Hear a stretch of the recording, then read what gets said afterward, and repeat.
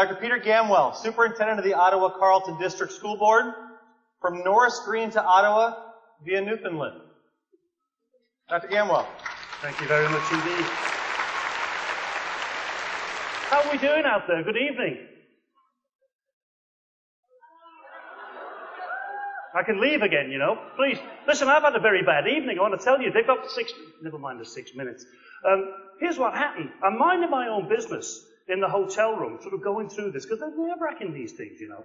And I thought, all right, get yourself ready. And I was in a bit of a sweat, so I thought, I'll get a shower. I hope this isn't too much information for you. I get in the shower, and I pick up one of the things on the side, and I'm one of these people, I don't do anything by half. So what I start to do is I start to rub the shampoo in.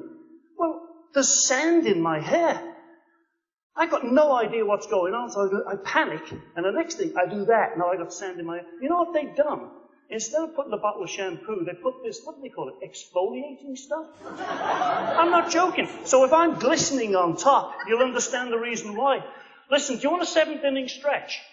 By tomorrow afternoon, you're all going to know a song. I've written a song for Create. Well, I haven't. I've adapted a Powder Blues song. Do you know the song Doing It Right? You're about to. You ready? We're just going to sing a little bit of this, and all of this will make sense tomorrow. Are you ready? Doing it right.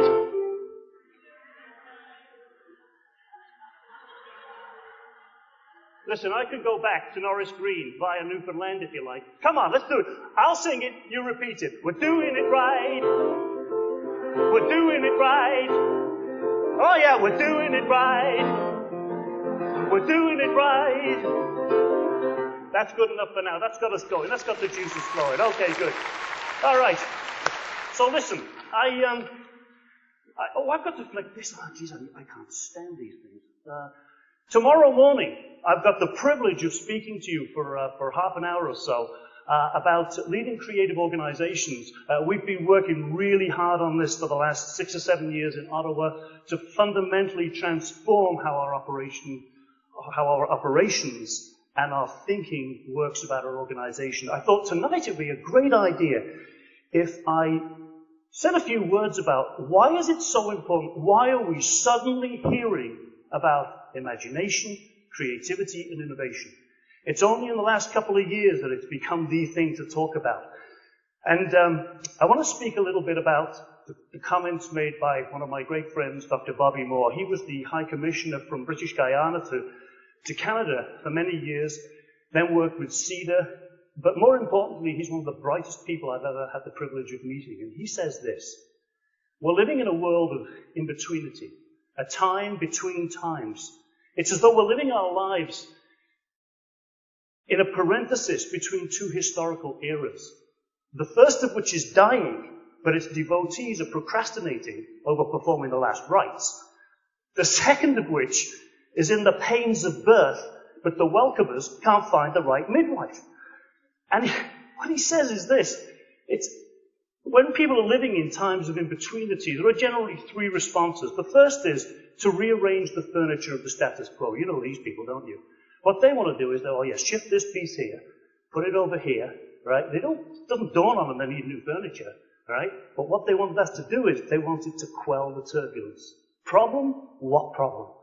Then, of course, you've got your second group of people who take the linear approach. And what these people do, they project current trends into the future. But if you look very carefully, it's only the trends they approve of, isn't it? Absolutely. Then you've got these other group who see the enveloping uncertainties as a challenge to their imagination and their will, and they proceed to use both to give shape to the surging raw energies of the future. These are the people we want. So, just to speak a little bit more, course number 1, rearranging the furniture. You've got to love these people. They're a recipe for anxiety and for disaster.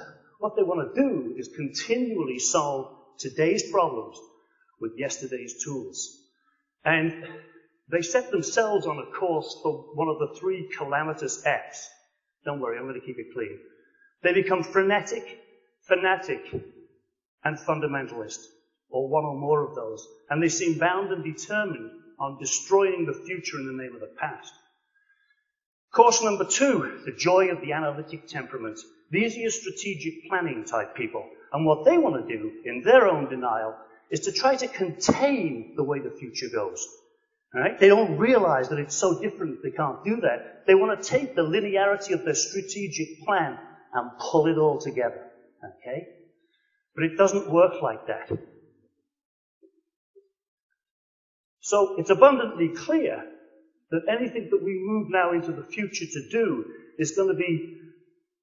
Let me go back to the people. Let me go back at one stage to the joy of the analytic temperament.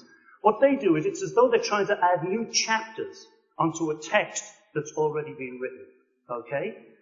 But the problem is that we know that as we look at the complexities around the world, it's not about adding new chapters. It's about writing an entirely new text.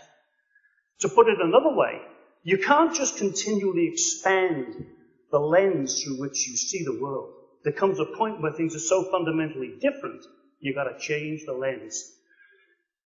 So all this to say, the future is not predictable.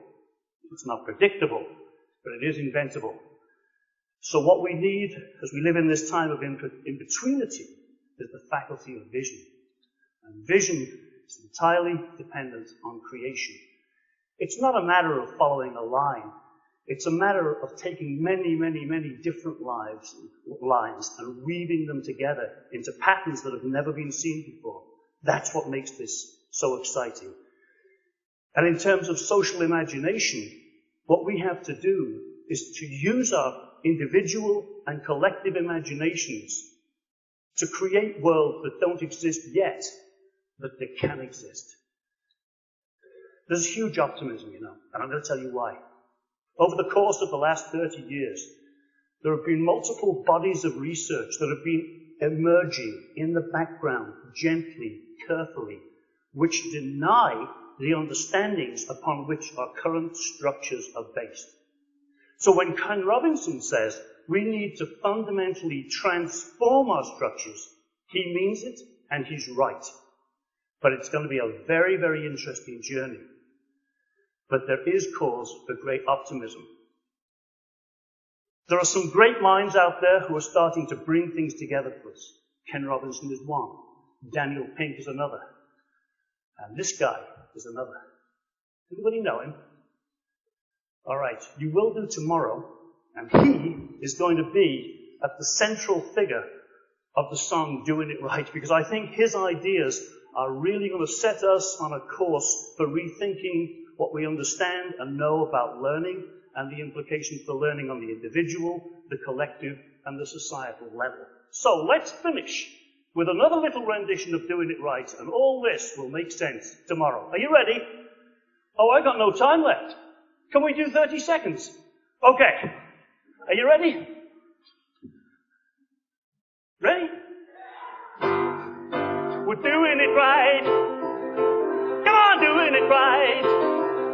Oh yeah, we're doing it right. Well, we're doing it right. The blues band's cooking and the drummer's standing down, 'cause we're doing it right on the wrong side of town. And tomorrow, we'll get on with the rest. Thank you very much indeed.